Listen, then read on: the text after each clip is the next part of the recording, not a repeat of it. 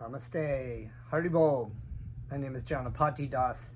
Welcome again to the third class of the Bhagavad Gita as it is. We are reading through, commenting on, reading the purport by His Divine Grace A.C. Bhaktivedanta Swami Prabhupada, who has translated this wonderful Bhagavad Gita entitled the Bhagavad Gita as it is.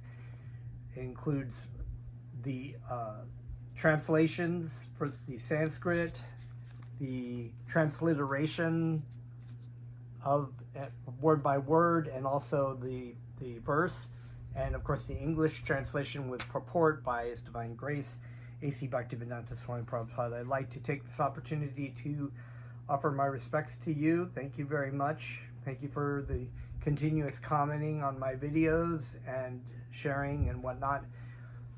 It's been a wonderful road. We did the whole Krishna book, and we are now doing Bhagavad Gita as it is. So I'd also like to take this opportunity to humbly offer my respectful obeisances to my spiritual master, Jagat Guru Siddhaswarupananda Paramahamsa Srila Prabhupada, and to my spiritual grandfather, A.C. Bhaktivedanta Swami Prabhupada, for their continual mercy upon not only myself, but all the material world, the words and the sounds of Krishna's names reverberate through the universe because of the mercy of our great acharyas and our great spiritual masters.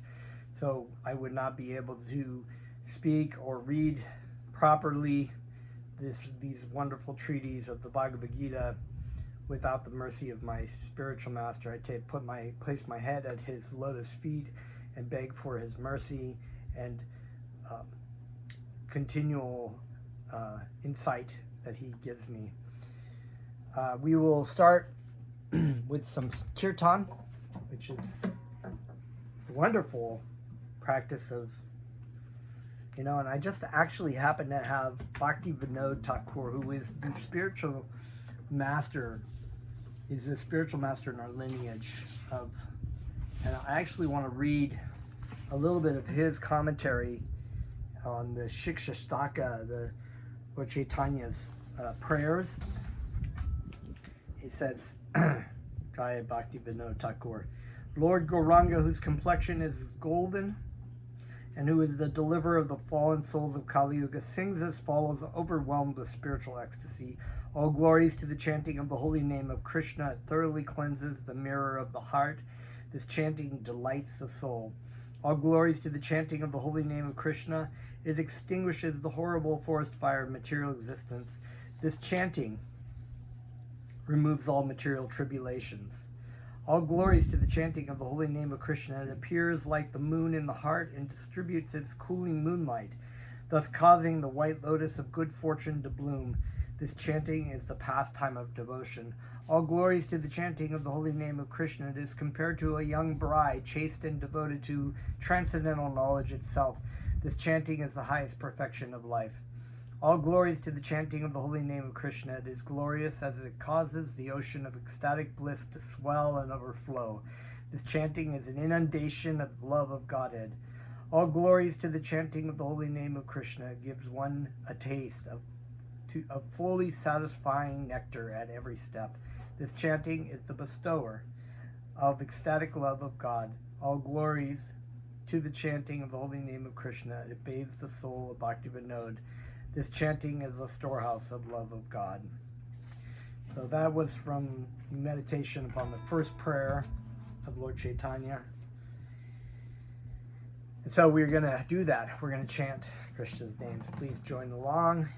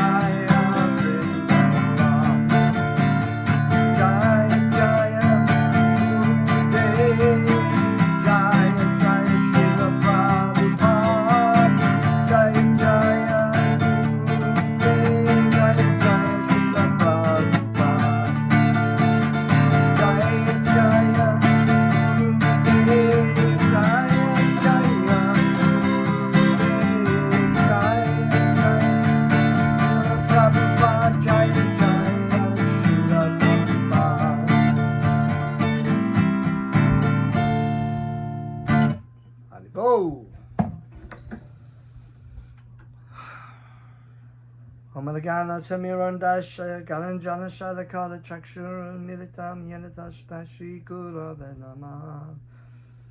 I was born in the darkness of ignorance, and my spiritual master opened my eyes with the torch of knowledge. I offer my respectful obeisances unto him. Sri Chaitanya Mano Bishtam Stapitan Yenabutale Swa Ramra Rupa Kadamayam Dadati Svabadati Kam. When will Rupa Goswami Prabhupada? Ooh, I haven't memorized that yet. We will pull that up.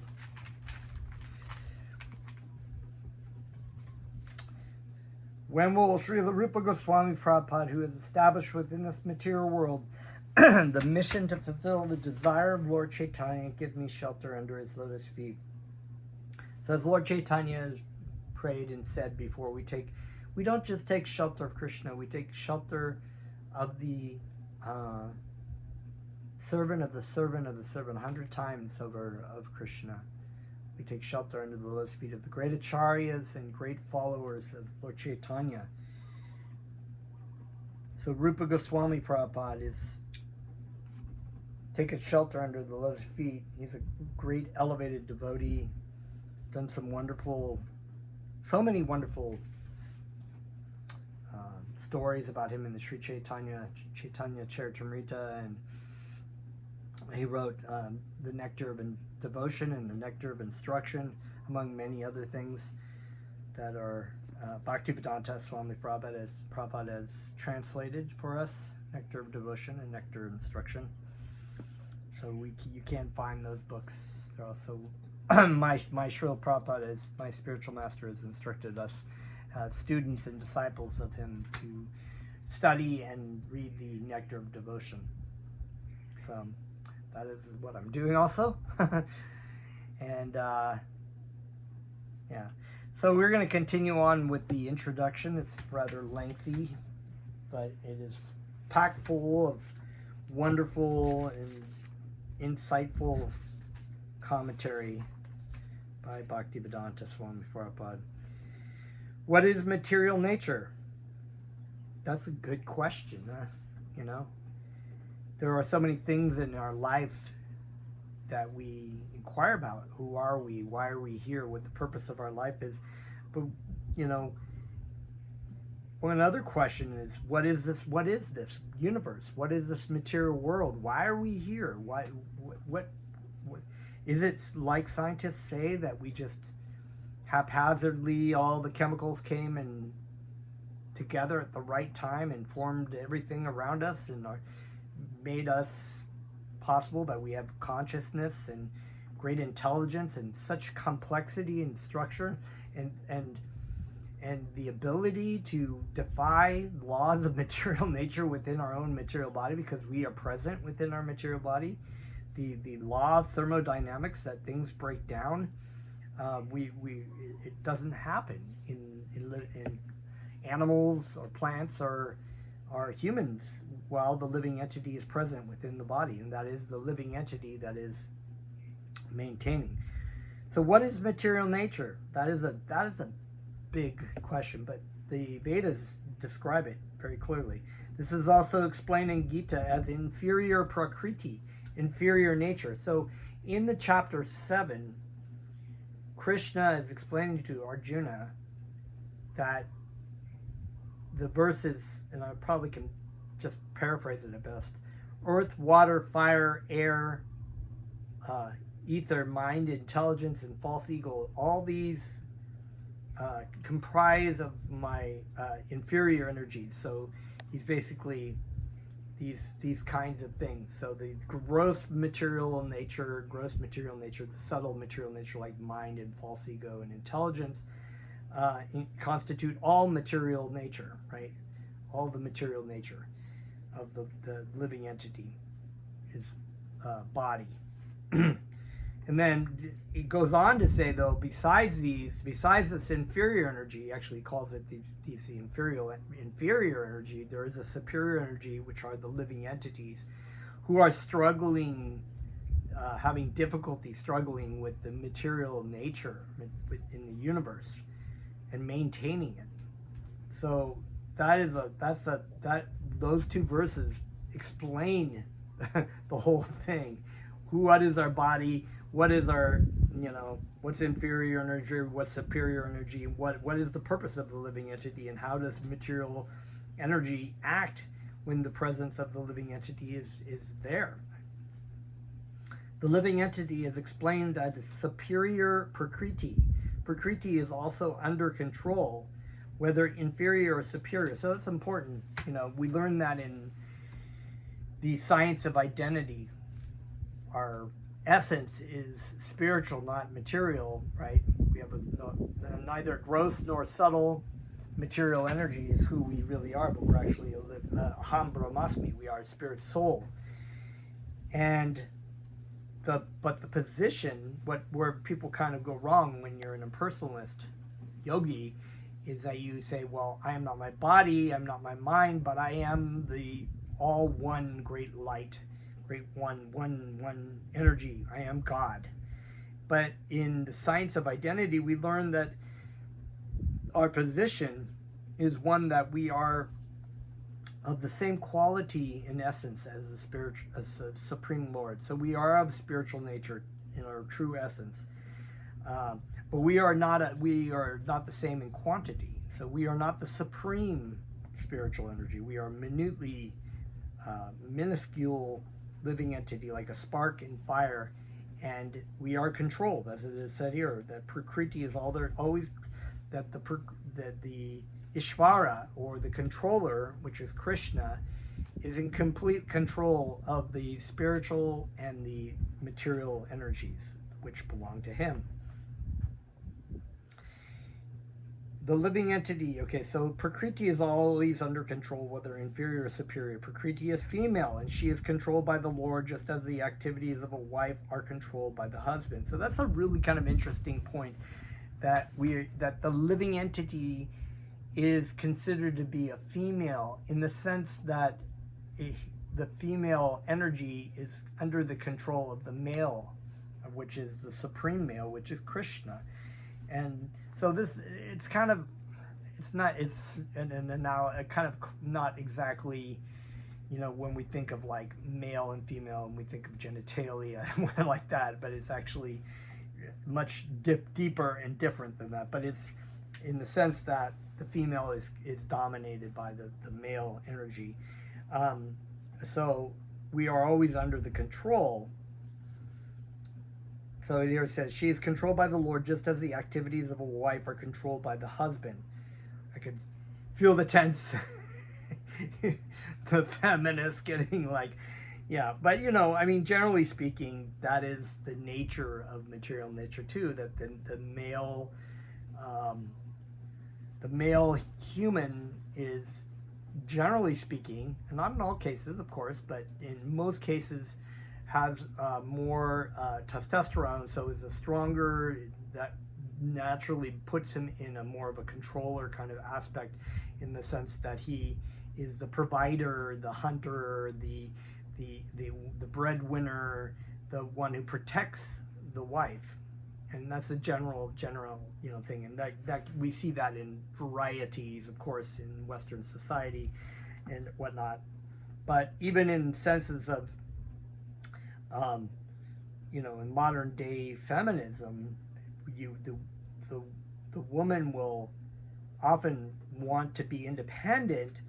However, they oftentimes will go around and be looking for that relationship of where they can have a man that will take care of them, somebody that will take care of them. And that's because by nature, that is, they're in that body, they are influenced by that type of body of the female, whereas a man, a living entity in a male body, is dominated by the fact that he is a controller. But this is also very interesting, because my spiritual master has often said that women, or living entities in women's body, are generally more apt to become attracted to Krishna and to the process of sadhana bhakti and bhakti yoga, because of their nature of being a follower, in the sense that they are subservient.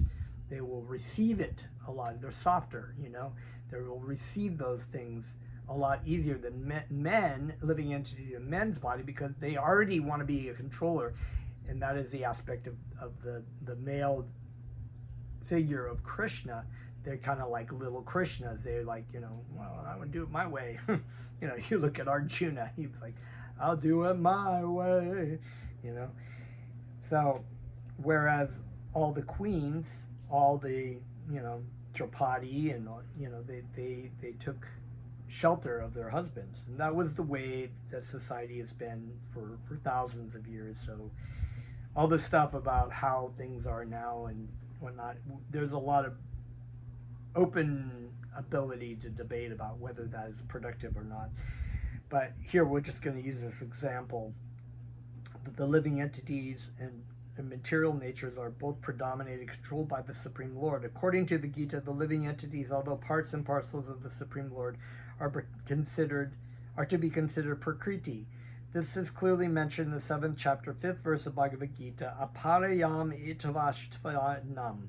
This prakriti is my lower nature. So we were talking about these verses, that this kind of earth, water, fire, air, ether, mind, intelligence, and false ego. This is my lower prakriti. It's like the gross material and subtle material energies. It is a form of energy. Prakritim vidi me param jiva bhutam mahabahu yayedam daryate jagat. And beyond this, there is another prakriti, jiva bhutam, the living entity. So the living entity, us, really, beyond this body, beyond this mind, is the spiritual entity, which is a superior energy. It is non-different than Krishna in the sense that it is this superior prakriti, right? Jiva bhutanam, the living entities. Prakriti itself is constituted by 3 qualities: the mode of goodness, the mode of passion, and the mode of ignorance. Above these modes there is eternal time, and by a combination of these modes of nature and under the control and purview of eternal time, there are activities which are called karma. So you have kala, which is time, right? Which is an energy of Krishna. Also, Krishna also says in the Bhagavad Gita, time I am, because it is also Krishna. And the modes of material nature, and all these things we've been talking about how they, and karma, the activities of the living entities present within the soup of the material nature, all these things influence everything, really, in the material world. These activities are being carried out from time immemorial, and we are suffering or enjoying the fruits of our activities.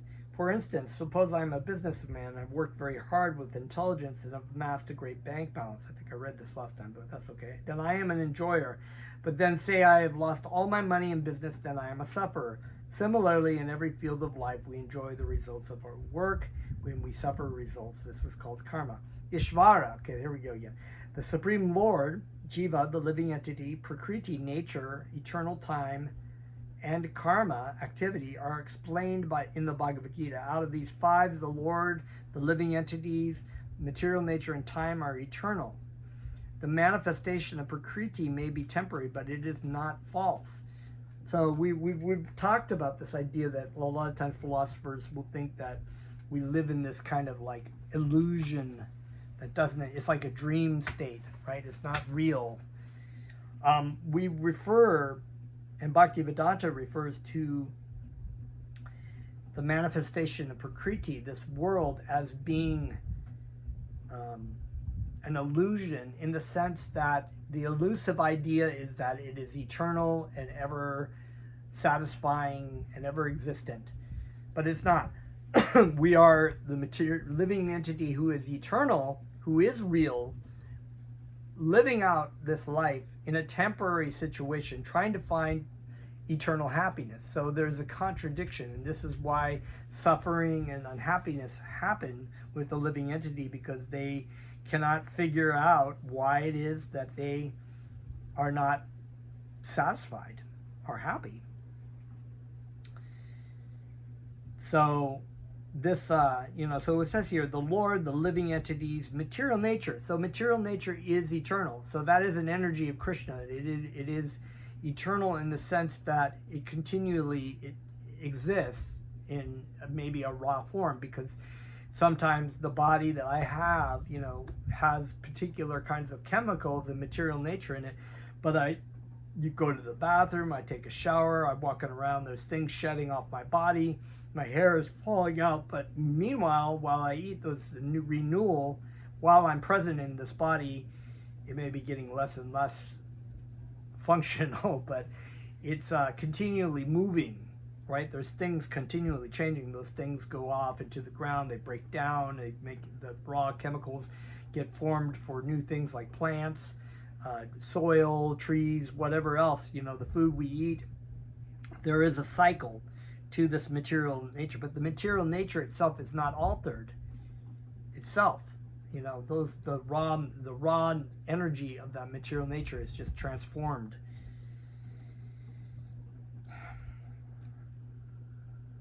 The manifestation of the world is not accepted as false. It is accepted as real but temporary. It is likened to a cloud which moves across the sky, or the coming of a rainy season which nourishes grain. As soon as the rainy season is over, and as soon as the cloud goes away, all the crops which were nourished by the rain dry up. Similarly, the material manifestation takes place at a certain interval, stays for a while, and then disappears. Such are the workings of Prakriti. But this cycle is working eternally. That's the point. The cycle is working eternally. Even in the material universe, it has a beginning and it has an end. But all those energies go back into Krishna, into the Mahavishnu, and then they come out again when they are ready to be manifested again. It's an amazing. It's really amazing.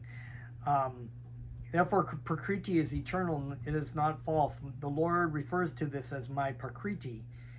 This material nature is the separated energy of the Supreme Lord, and similarly, the living entities are also the energy of the Supreme Lord, but they are not separated.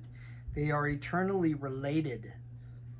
So there is some independence in the sense that it is a Chinta Veda Veda Tata, simultaneously one but separate. But we have a relationship with Krishna that is eternal.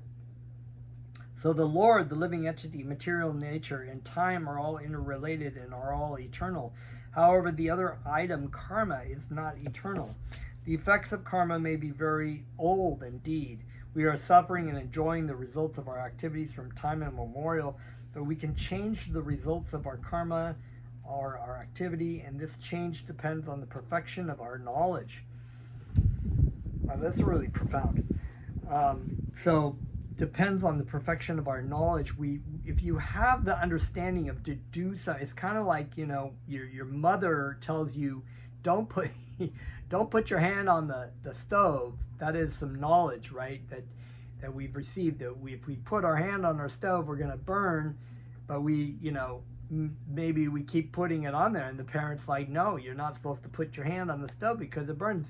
And then, eventually we're like, every time I put my hand on the stove and my mom says I'm going to get burned, I get burned. It's like, okay. So the activities, the karma that we engage in under the illusion of material nature, thinking that we are the body, we are constantly doing karma or doing activities that create seeds of reactions, good and bad. So we're constantly doing that. We are constantly doing that. And if we do not understand, we do not have that knowledge from our spiritual master that you put your hand on the stove, you're going to burn it, right? Or you are actually, this is who you are, and this is what you're doing, and it's not right. You should be doing it this way. And then you act upon that knowledge, then it's kind of like my spiritual master said that it's like unplugging a fan. When you're engaging in the process of sadhana bhakti or bhakti yoga, it's like the activities of karma, the karmic reactions stop, because then it's activities in the service of Krishna. It's actually karma yoga. And so there may still be results, because we've been accumulating these seeds, right? They've said there's seeds. There's so many, there are different kinds of karmic reactions. There's those things that are immediate reactions. There's those who are laying as seeds, waiting to be fructified. There's some of those that that have not quite manifested, and then there's some that are partially manifest. I think I got that in the wrong order, but there's 4 different kinds of different kinds of karmic reactions as stated in the Nectar of Devotion. And so we may be riding down the street and we just hit a rock or something and go over, it's like, and that is a karmic reaction, most likely from something we've done in our previous life.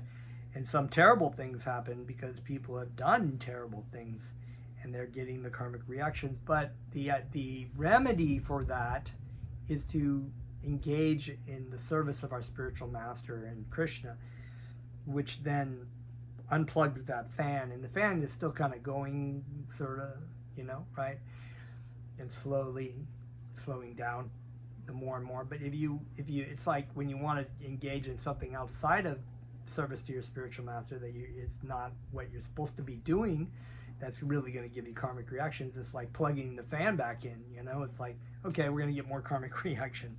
So that's a very, very interesting thing. So that's why it says the effects of karma may be very old indeed, but they are not eternal, right? They do have eventually a fructification time. They come and they go. You may be making new karmic reactions, but the karmic reaction that you've earned will have a time where it fructifies. The position of Ishvara. Okay, so I jumped ahead. We are engaged in various activities. Undoubtedly, we do not know what sort of activities we should adopt to gain relief from the actions and reactions of all these activities, but this is also explained in the Bhagavad Gita, right? The Bhagavad Gita is the to-go-to text to how to get out of the material world, how to stop suffering, right? It's like we think if we do not have the knowledge of the Bhagavad Gita, we're just trying to figure out ways to manipulate material energy to make things better, to lessen the suffering, and falsely thinking that the good karmic reactions we're getting are something that we should enjoy and take part in, because but in truth those are actually also, even when we're getting those reactions, those are also some kind of enjoyment as well that gets new activities. So we don't really know, and the knowledge comes from the Bhagavad Gita about all of this. The position of Ishvara is that of supreme consciousness. The jiva, or the living entities, being parts and parcels of the Supreme Lord, are also conscious. Both the living entity and the material nature are explained in Prakriti as Prakriti, the energy of the Supreme Lord, but one of the two, the jiva, is conscious. The other Prakriti is not conscious. That is the difference. Therefore, the jiva Prakriti is called superior because the jiva has consciousness which is similar to the Lord's. So the consciousness, nobody really knows in material science what consciousness is. They speculate as to it being sort of kind of chemical reactions in the brain, but they have nothing to prove that, actually. There's every test they've tried to find, and to them it's still a mystery. They don't know what consciousness is. They just keep using these speculative theories that it's somehow some chemical reactions that happen in the brain, and chemicals are bumping against each other, and that creates consciousness. But we can see that when the living entity leaves the body of the animal or the tree or the human, immediately the body starts to break down. The laws of thermodynamics kick back right in. It's like it becomes a big mess real quickly. So that's why they embalm human bodies, because they just start to go to hell real quickly, and stinky and whatnot. And you can see that if you've ever seen a dead body, and I have, it's like, and I've known these people, so you just know that they're out, they're gone. That body, it's almost like the appearance changes. It's really bizarre. You can tell that you can sense the person when they're there. but you look at the body and you say, well, that person's gone. So the Prakriti, the body, is not conscious. It doesn't have any awareness. This earth, water, fire, air, it does not have any consciousness of itself. The living being cannot be supremely conscious. The Lord is supreme consciousness, however, and one should not claim that the jiva, the living entity, is also supremely conscious. So we're not conscious of everything that's going on in the universe. We have our very limited amount of consciousness. The living being cannot be supremely conscious at any stage of its perfection, and the theory that he can be so is a misleading theory. Conscious he may be, but he is not perfectly or supremely conscious. The distinction between the jiva and the Ishvara will be explained in the 13th chapter of the Bhagavad Gita. The Lord is kshetra gana, conscious, as is the living being. But the living being is conscious of his particular body, whereas the Lord is conscious of all bodies. So the field of activities is kshetra, it's a field, but it also refers to an area, right? So consciousness of the Lord is all supreme. That field is completely everywhere. The living entity also has a field of activities, as is referred to as kshetra, right? We even have this battlefield in Bhagavad Gita, which is called Kuru Kshetra, right? The field of the Kurus, or the area of the Kurus, right? So, but this particular kshetra is that the body, the living entity, has a field of activities, but it's limited to its sort of field. It's a small field, right? I think it's just really amazing. It's like this field of energy, that of awareness of things that go on in your material body. So, and the living entity is particularly aware of his own field, but he's not aware of what is going on beyond his field. There's plenty of people I know who are foo-foo that will say, they try to give you these meditations where they want you to meditate beyond your body and imagine you expanding yourself out into the universe, and you're taking on consciousness of other. That's just mind tricks. It's not real. You can't be outside of your body and in other people's consciousness at the same time.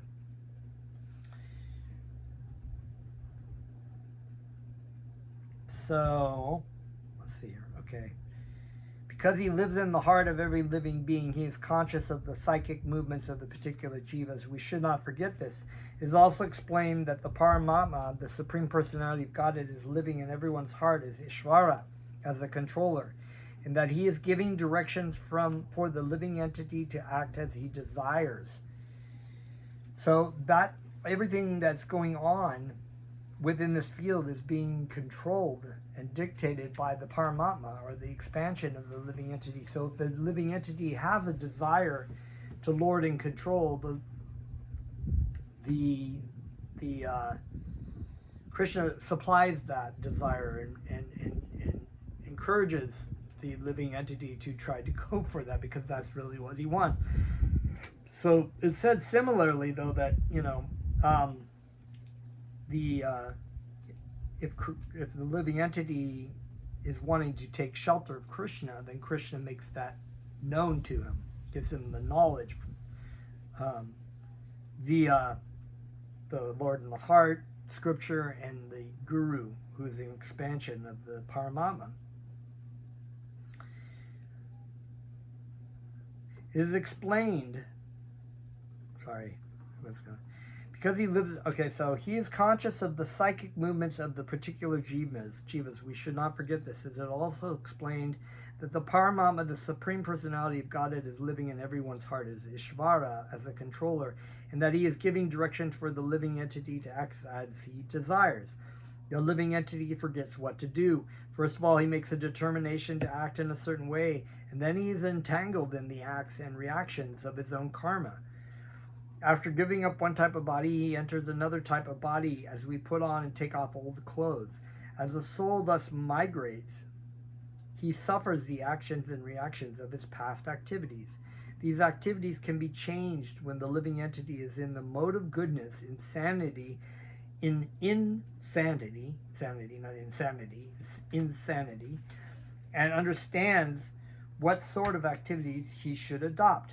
So we have these modes of material nature, and that's why it's encouraged to us by our spiritual master to follow regulative principles like eating meat, fish or eggs, or to engage in illicit sexual activities or drug or alcohol use or gambling, because these things agitate our mind and put us into lower modes of material nature, which thus influence our mind to not be focused towards Krishna. The mode of goodness, it makes it so, that's why my Guru Davis made this analogy in his lectures about, when you go in a mode of goodness setting, like you go to the ocean and it's quiet, or you go hiking in the morning at the sunrise, it's very peaceful, it's very mode of goodness. And those are when those kind of aha or sense, like illuminations happen. You can hear the Lord in your heart speaking. You have the visual, the Holy, as they would say in Christianity, the Holy Spirit is speaking through you much more clearly because it's a mode of goodness. But this is also why you need a spiritual master, because sometimes you might be thinking something, you go to Hawaii and you're like, it's so peaceful, it's so beautiful here.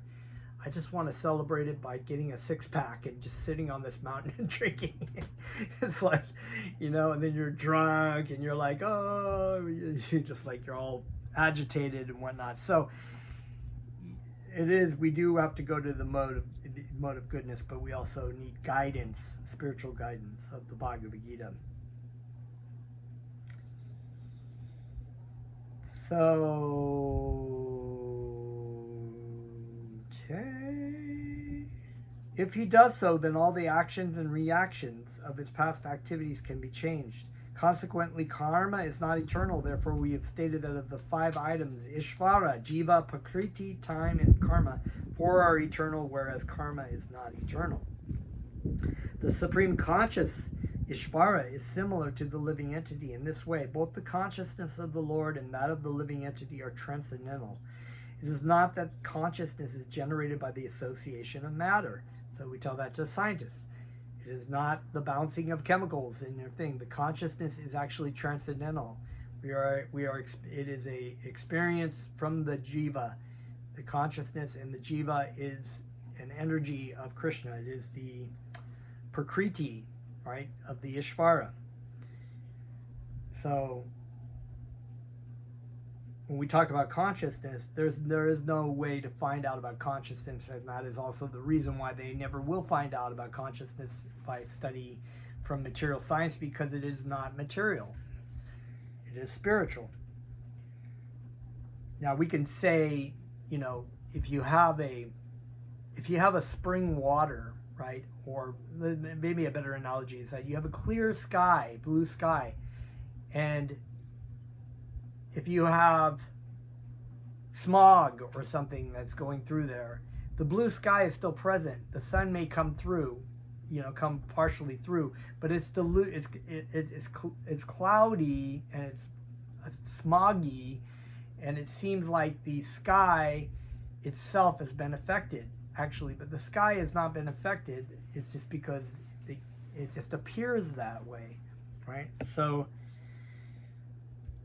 similarly, our consciousness can be convoluted by material nature, and the idea is to clear the heart of its covering, of its smoke, of its dust, by the chanting of Krishna's names, by the engaging of the service of our spiritual master, so that we can have the consciousness, and the vision of the consciousness can come through.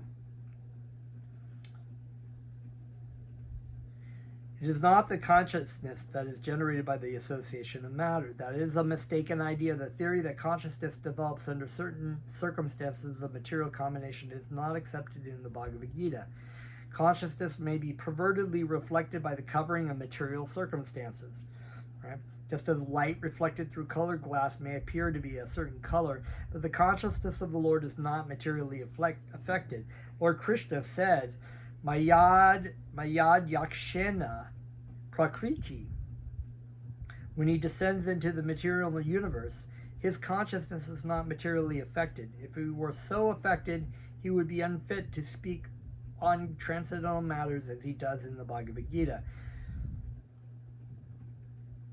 So Krishna, this idea that Krishna is some kind of material personality, and he would not be able to speak the Bhagavad Gita if he were a material personality, because he would be under the influence of the energies of the supreme, right, of the material nature, basically, and he would not be able to speak that. But he descends into the material universe untouched by the energies.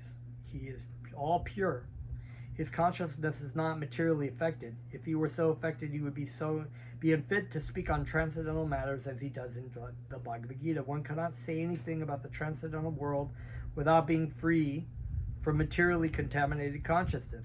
So the Lord is not materially contaminated.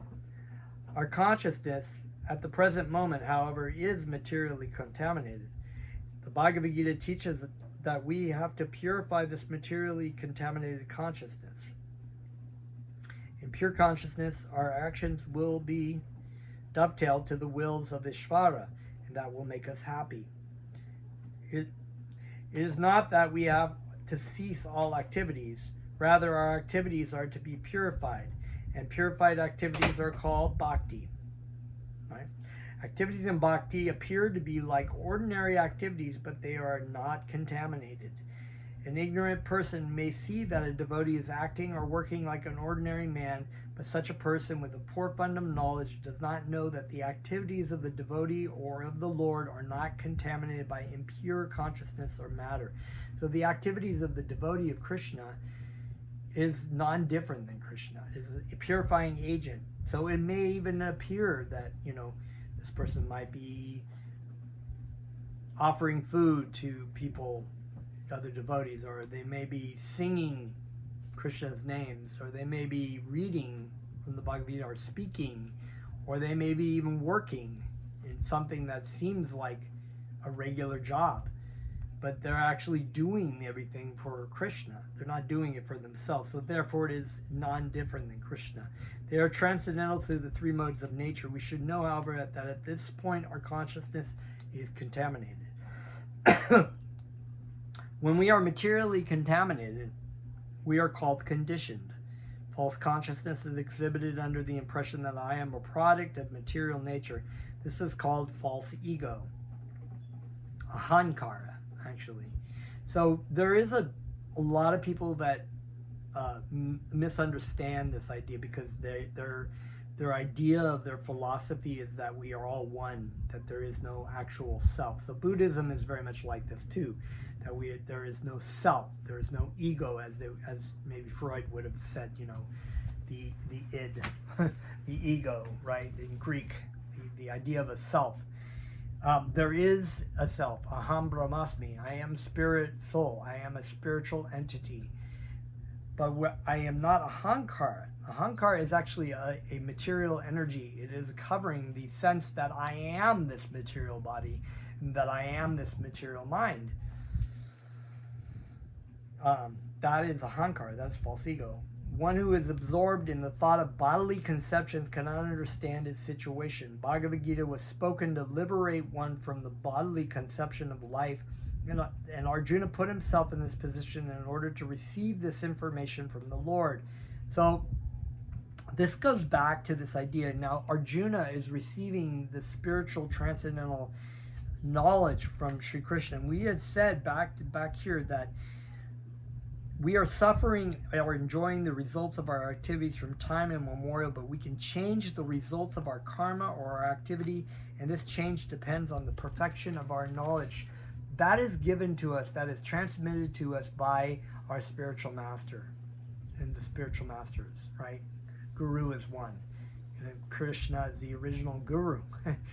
The information that we are hearing from our spiritual master is the perfect knowledge. And it can change everything in our life.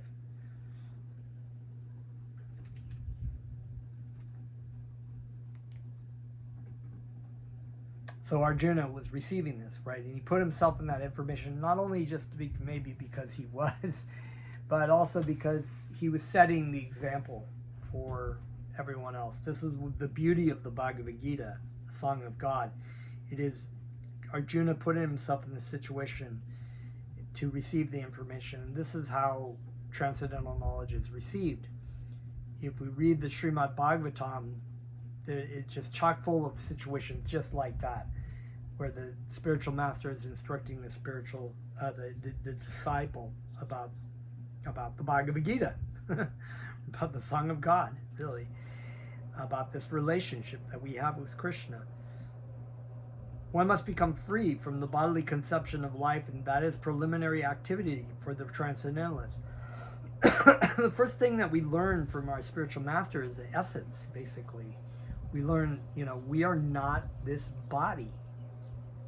That is what the first step that is so radical. It seems so simple, but it's such a radical concept because most people are acting on the platform of thinking, they do think they're their body. They think they're their skin color, their sex, their propensities, their desires. They think that's who they are, but they're not. So one must become freed from the bodily conception of life. That is preliminary activity for the transcendentalist. One who wants to become free, who wants to become liberated, must first of all learn that he is not this material body. Mukti, or liberation, means freedom from material consciousness.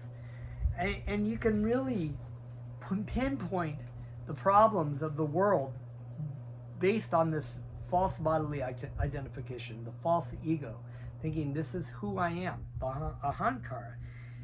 I mean, everything from racism to war to, sexism or any kind of conflict between these people and that people, or, cruelty to animals or degradation of the environment.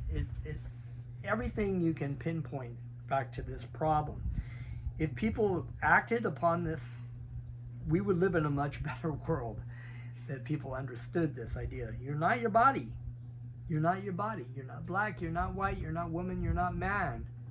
You're not a transgender. You're not a homosexual. You're not, you're not any of these things. You are a jivatma. You are a spirit soul, and you are temporarily in a position right now in this life. And you've been in many different kinds of lives and different kinds of desires.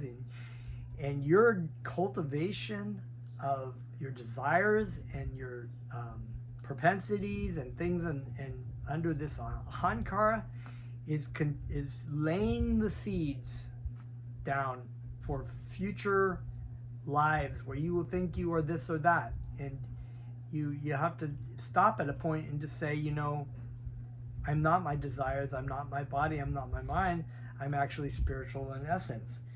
And then you engage in the process of sadhana bhakti, which lays the foundation for a stronger spiritual life and identification of who you really are. Let's see here. Okay, so we're getting on to here. Let's finish this paragraph. Mukti, or liberation, means freedom from material consciousness. In the Srimad Bhagavatam, also the definition of liberation is given. Mukti means liberation from the contaminated consciousness of this material world and situation in pure consciousness. All the instructions of Bhagavad Gita are intended to awaken this pure consciousness. And therefore we find at the last stage of the Gita's instructions that Krishna is asking Arjuna whether he is now in a purified consciousness.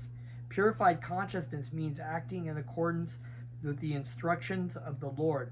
This is the whole sum and substance of purified consciousness. Consciousness is already there because we are part and parcel of the Lord, but for us there is the affinity of being affected by the inferior modes. So the marginal tendency of the living entity, because we are also spiritual, but we are also marginal. So we have the tendency to be influenced by Maya Devi, or influenced by the material energy, or to be influenced by Krishna. But ultimately, that Maya Devi or Krishna is all of Krishna's under Krishna's control. One is indirectly through our own attempts to try to be Lord and Master, and the other one is directly by surrendering our life and our awareness that we are not the center of attention, but Krishna is the center of attention. But the Lord, being supreme, is never affected. That is the difference between the Supreme Lord and the conditioned souls. What is this consciousness? This consciousness is I am. Then what am I? In contaminated consciousness, I am means I am the Lord of all that I survey. I am the enjoyer. So that is the contaminated consciousness. And how much are we really enjoying here? And how much are we really in control? You know, we think we're the controller, but man, we can't control anything. We can't control our own bowel movements, or we can't control, you know, if we eat something bad, you know, what's going to go on in our stomach. We can't control when we will live or die. We cannot control red lights at a stop sign. We can't control anything. We can control very little, actually. And so many people, they put so much stake in trying to control the outcome of the political scene, of, you know, how things are going to go politically. You can't really even control that very well. So it's just amazing. The world revolves because every living being thinks that he is the Lord and creator of the material world. Material consciousness has two psychic divisions. One is that I am the creator, and the other is that I am the enjoyer. But actually, the Supreme Lord is both the creator and the enjoyer, and the living being, being part and parcel of the Supreme Lord, is neither the creator nor the enjoyer, but a cooperator. He is created and the enjoyed. He is the created and the enjoyed. For instance, and when we say created, it means that the body that he comes into is created. So it's not like the sort of Christian idea that the soul is created and then dies, and then when the person dies, and whatever, you know, so that there's a short period of time. But the living entity has always existed. Jiva-Atma is eternal. The creation is the bodies that he takes on. That is created from material nature. For instance, the part of a machine cooperates with the whole machine. The part of the body cooperates with the whole body. The hands, feet, eyes, legs, and so on are all parts of the body, but they are not actually the enjoyers. The stomach is the enjoyer.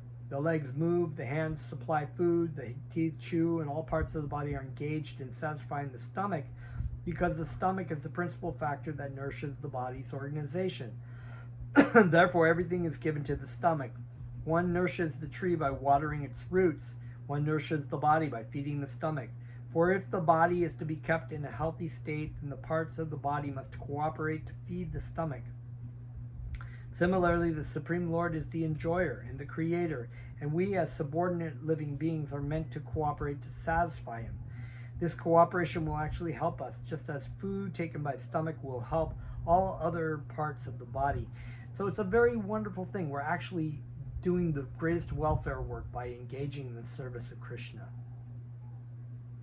Bottom line. And we're helping each other, because this is the true, what we call, I guess you would say, communism, a commune, the true egalitarian situation where everyone is working based on what kind of tendencies and abilities they have for the good of serving Krishna. You know, and serving Krishna is actually the best and most beneficial and serene way of society to exist. But we don't unfortunately know that. Nobody really realizes that we are not really working together, because we are actually trying to be lords and controller. We're trying to be basically, and we're fighting for those tendencies. So the central figure in creation.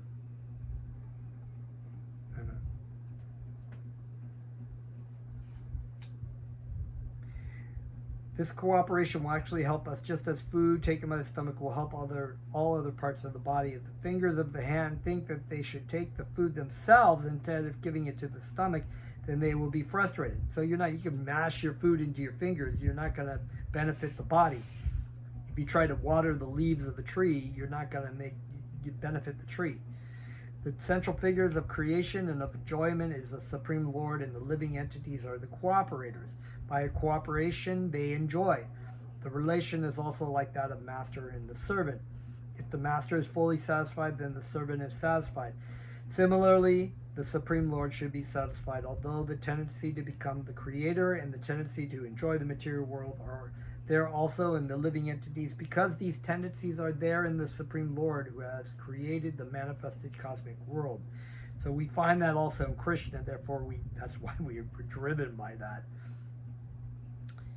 And I think we'll stop there. We're going to keep going. The introduction goes on for a while, so we may have a few classes, probably maybe 3 or 4 more classes here on this, but it's so packed full of wonderful information. And all this information of the introduction is summarizing a lot of everything that we're going to be reading in the Bhagavad Gita. So thank you very much. We'll see you next time. Namaste.